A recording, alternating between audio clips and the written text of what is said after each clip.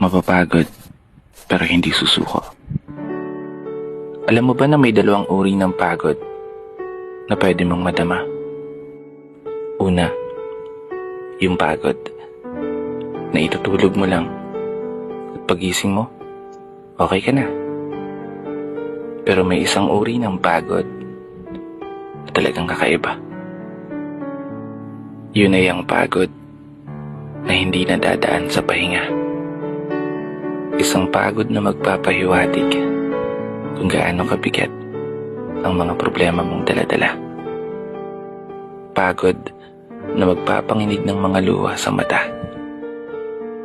Pagod na magdidikta sa'yo para sabihing ayaw mo na. Mapapatanong ka na lang talaga, saan nga ba ang direksyon ng aking mga paa? Mga paang tila pagod na sa kakahakbang.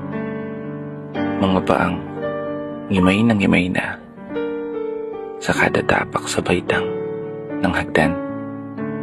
Isang hagdan na magdadala sa akin patungo sa isang palapag na pinapangarap ko. Mapapagod pero hindi susuko. Magpapahinga pero hindi hihinto.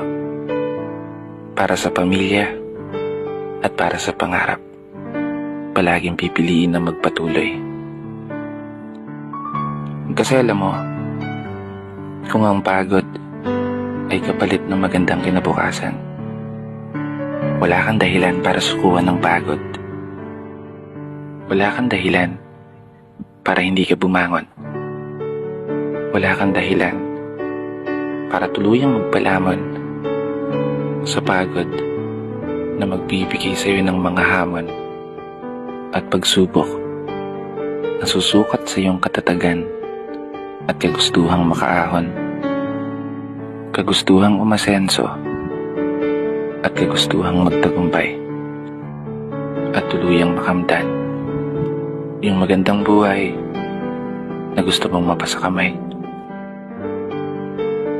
Kaya naman, tatagan mo ang mga paa mo at tibayan ng loob sa iyong paglalakbay at umasa kang kalakip ng bawat pagod ay may masaganang buhay na naghihintay. Sige, umusad ka.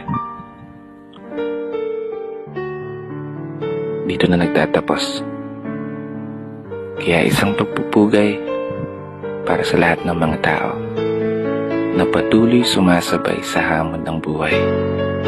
Ako nga po pala si Brother Matt at ito ang aking munting tula. Sana nagustuhan mo.